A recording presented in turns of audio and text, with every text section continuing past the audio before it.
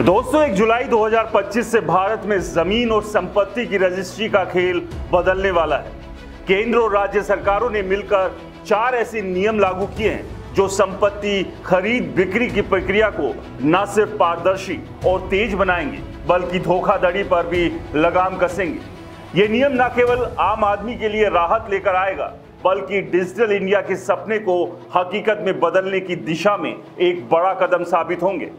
दोस्तों, संपत्ति खरीदना बेचना भारत में ये कोई आसान काम नहीं रहा।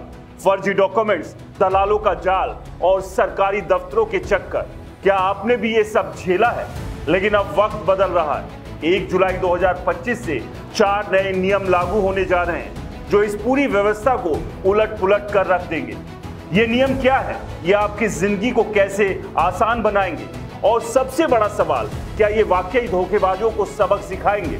चलिए एक एक करके इन नियमों को समझते हैं। सपने का प्लॉट खरीदा, पैसा दिया और फिर पता चला कि डॉक्यूमेंट्स फर्जी थे। कितनी बार सुनी है आपने ऐसी कहानियां? अब ऐसा नहीं होगा। सरकार ने साफ कह दिया, हर संपत्ति रजिस्ट्रेशन के लिए आधार कार्ड का बायोमेट्रिक सत्यापन अनिवार्य है। फिंगरप्रिंट्स, रेटिना स्कैन, अब सब होगा। कोई फर्जीवाड़ा नहीं चलेगा। चलिए बात करते हैं इससे क्या क्या फायदा होगा। नकली पहचान की दुकान बंद होगी, असली मकान की पहचान पक्की होगी, यानी संपत्ति विवादों में कमी, दलालों की मनमानी पर लगाम लगेगी। अब यह समझना भी जरूरी है कि इसका कहां असर होगा। इसका असर उन इलाकों में होगा जहां जमीन की कीमतें आसमान छूती हैं और धोखाधड़ी का बाजार गर्म रहता है। अब खरीदार और विक्रेता को खुद मौजूद होना होगा, अपनी पहचान साबित करनी होगी। कोई चोर उचक्का अब खेल नहीं कर पाएगा।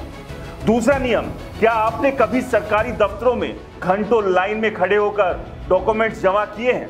कागज इधर उधर, कलर की फटकार और ऊपर से दलालों का टैक्स। अब ये सब इतिहास होने वाला है। दोस्तों, सरकार ने एक ऑनलाइन पोर्टल बनाया है जहां आप अपने सारे डॉक्यूमेंट्स अपलोड कर सकते हैं। गांव में रहते हो या शहर में, बस इंटरनेट चाहिए। चलिए अब आपको बताते हैं ये कौन से डॉक्यूमेंट्स हैं जो आपको चाहिए होंगे। सेल परचेज का एग्रीमेंट, आधार कार्ड और दूसरी पहचान, प्रॉपर्टी टैक्स की रसीदें, मालिकाना हक के कागज और एनओसी अगर जरूरी हो। दोस्तों, इस सब से क्या बदलेगा? समय बचेगा, पैसा बचेगा और सबसे बड़ी बात, दफ्तरों के चक्कर खत्म। खासकर नौकरी पेशा लोगों के लिए यह किसी वरदान से कम नहीं।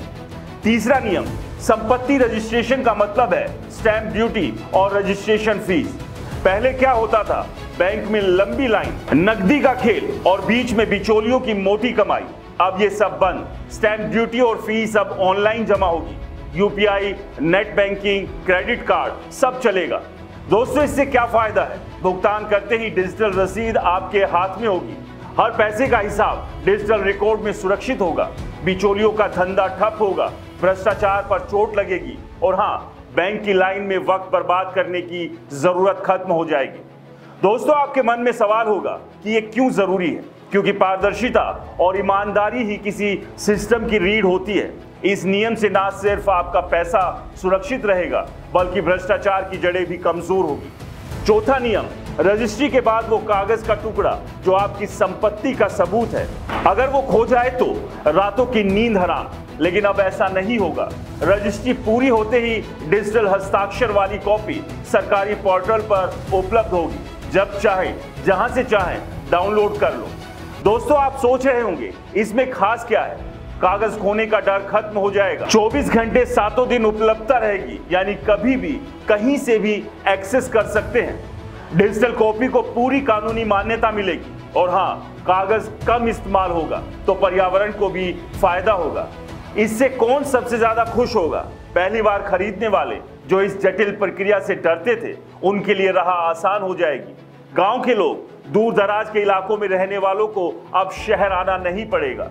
एनआरआई, विदेश में बैठे भारतीयों के लिए ऑनलाइन सुविधा वरदान बन जाएगी।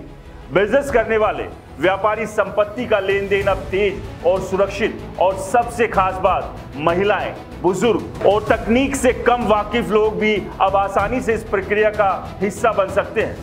दोस्तों, ये नियम भारतीय पंजीकरण अधिनियम 1908 और सूचना प्रौद्योगिकी अधिनियम 2000 के तहत लागू हो रहे हैं। डिजिटल दस्तावेज और बायोमेट्रिक सत्यापन को पूरी कानूनी समर्थन है। कोर्ट में विवाद वो भी अब तेजी से सुलझेंगे क्योंकि सारा रिकॉर्ड डिजिटल और ट्रांसपेरेंट होगा। आने वाले वक्त में एआई और ब्लॉकचेन इस सिस्टम को और मजबूत करेंगे। ये सिर्फ संपत्ति रजिस्ट्रेशन का मामला नहीं, ये डिजिटल इंडिया की नींव है। क्या ये नियम वाकई वही क्रांति लाएंगे जिसका वादा कर रहे हैं, या फिर ये भी कागजों में सिमट कर रह जाएंगे?